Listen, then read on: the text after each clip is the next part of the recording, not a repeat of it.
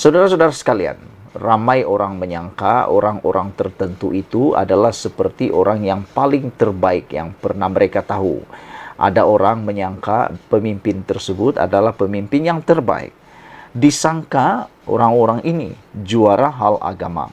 Rupanya juara hal fitnah. Ini senarai ahli politik kantoi fitnah. Tiada fakta bila bercakap, hanya fitnah. Sebelum kita teruskan senarai yang hebat ini, jangan lupa tinggalkan komen Anda, tekan butang subscribe itu percuma. Share video ini supaya semua orang tahu, inilah pemimpin-pemimpin yang disangka juara hal agama. Rupa-rupanya juara hal fitnah.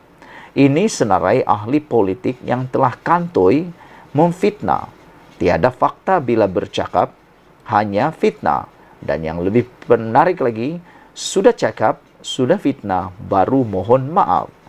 Pertama sekali dalam tempo 6 tahun, sejak tahun 2016 hingga kini 2022, PAS menunjukkan prestasi agak buruk apabila sudah lebih 10 kali parti Islam itu terbukti memfitnah parti lawan dan kalah saman fitnah dalam pengadilan di mahkamah. Pampasan fitnah yang perlu dibayar pula oleh parti PAS jika dijumlahkan dan dikumpulkan nilainya, sehingga kini sebanyak Rp2.080.150. Antara berikut ialah senarai fitnah PAS seperti dikongsi laman Facebook Apa Kata Orang, dipetik dari Info Rakyat. Pertama, pada 22 Jun 2016 berlaku di Pulau Pinang. Pulau Pinang dituduh melarang azan. Sahruddin Ibrahim yang dipertua PAS YDP PAS. Yang dipertua PAS Padang Serai kemudian memohon maaf kepada DAP kerana memfitnah DAP melarang azan di Pulau Pinang. Kedua, pada 17 Januari 2016, projek rundingan terus Pulau Pinang, Nasruddin Tantawi, ahli Majlis Surah PAS dan Ketua Penerangan. Ketua Penerangan PAS Ustaz Nasruddin Tantawi memohon maaf kepada Lim Guan Eng kerana memfitnah projek rundingan terus Penang dan perlu membayar ganti rugi RM10,000. Ketiga, pada 26 Januari 2017, Khalid Samad dituduh menyokong penjualan arak Hasan Ali Abdun PAS. Hasan Ali diarah oleh mahkamah untuk membayar RM200,000 kepada Yang Berhormat Khalid Samad kerana memfitnah kononnya Khalid Samad menentang hukum syarak dan menyokong penjualan arak. Keempat, pada 26 Jun 2018, Husam Seleweng Tanah oleh Masri Ceh Yusuf, ahli Dewan Ulama PAS. Ahli Dewan Ulama PAS Ceh Masri kalah saman fitnah terhadap Husam Musa berhubung tuduhan seleweng tanah. Kelima, pada 7 September 2018, menuduh Mahfuz Omar menerima dana UMNO oleh Herman Samsudin, Cyber Trooper PAS. Pada 1 Februari 2019, PAS didakwa terima dana RM90 juta dari Barisan Nasional Hadi Awang, Presiden PAS. Abdul Hadi menafikan saman fitnah terhadap Rochester Brown di Mahkamah Tinggi London pada 21 April 2017 berhubung laporan Sarawak Report pada 6 Ogos 2016 yang mendakwa Presiden PAS itu menerima dana RM90 juta sebagai usaha menarik sokongan parti itu menyokong Barisan Nasional BN dan UMNO. Hadi kemudian menarik balik kes itu dan diselesaikan di luar mahkamah dengan Hadi membayar RM1.4 juta kepada Rochester Brown. Pada 12 Mac 2019, Wan Aziza dituduh sokong LGBT oleh Rozi Muhammad Adun PAS. Anggota Dewan Undangan Negeri Adun Tendong, Rozi Muhammad, tampil memohon maaf secara terbuka selepas memuat naik tangkap layar berita palsu di Facebook yang memetik timbalan Perdana Menteri Datuk Dr. Wan Azizah Wan Ismail.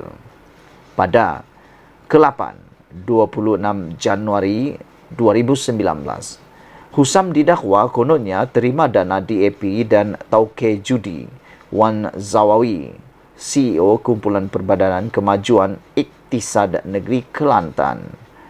Wan Zawawi Wan Ismail PAS kalah saman kerana memfitnah Husam Musa terima duit DAP dan tauke judi.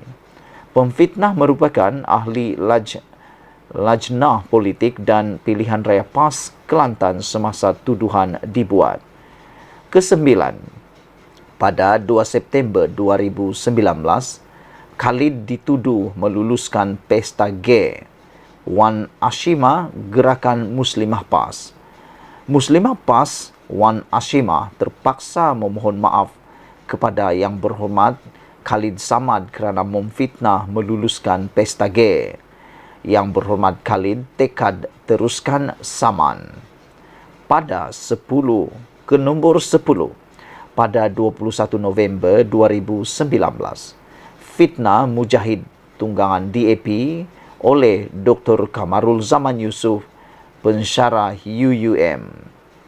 Tuntutan saman fitnah Datuk Sri Dr. Mujahid Yusof Rawa yang ketika itu Menteri di Jabatan Perdana Menteri terhadap pensyarah Universiti Utara Malaysia UUM, Dr. Kamarul Zaman Yusof diselesaikan secara baik di Mahkamah Tinggi Kuala Lumpur. Dr. Kamarul Zaman Yusof memohon maaf kerana memfitnah Dr. Mujahid Yusof Rawa sebagai kuda tunggangan DAP. Nombor 11, pada 3 Februari 2020, Nizar sokong konsep negara sekular oleh Razman Zakaria, Pesuruhjaya PAS Perak. Pada 3 Februari 2020, Pesuruhjaya PAS Perak Razman Zakaria diperintahkan oleh mahkamah membayar RM254,150 kepada bekas Menteri Besar Perak Nizar Jamaluddin kerana memfitnah melalui kenyataan yang disiarkan akhbar Sinar Harian bertarikh 2 Jun 2015 melalui rencana bertajuk Pendekatan Nizar Mirip DAP. Nombor 12, pada 26 Februari 2020, DAP Anti-Islam Syaihan Humaizi, Ketua Pemuda PAS Selangor.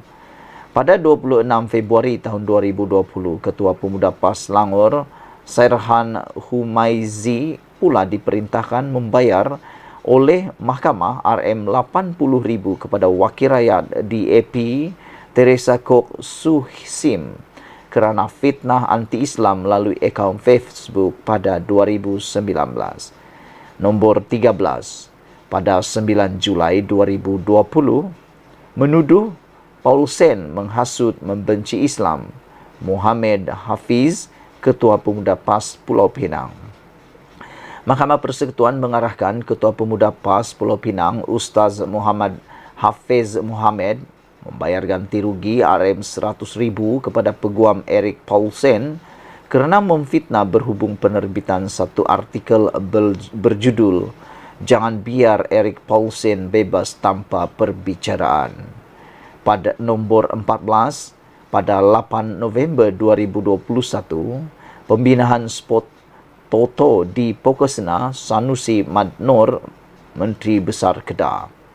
Pada November 2021, Menteri Besar Kedah Datuk Seri Muhammad Sanusi Madnor membayar ganti rugi RM50,000 kepada Ahli Parlimen Pokosena Datuk Seri Mahfuz Omar berhubung kenyataan fitnah melalui hantaran Facebook.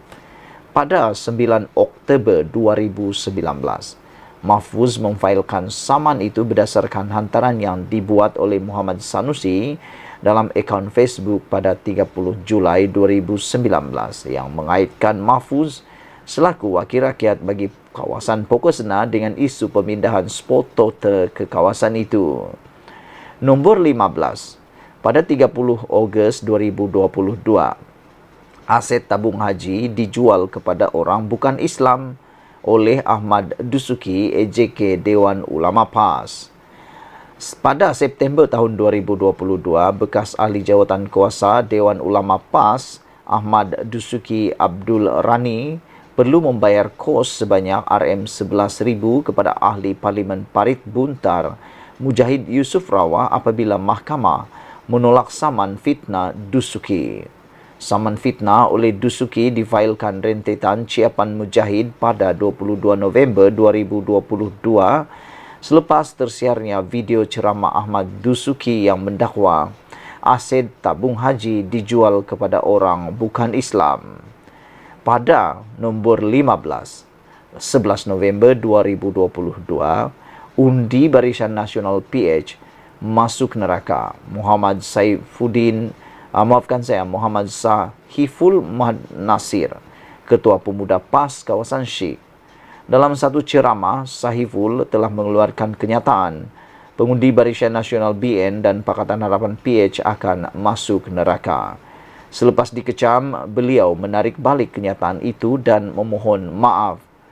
Sumber, pemimpin PAS mohon lepas kata undi PH BN masuk neraka.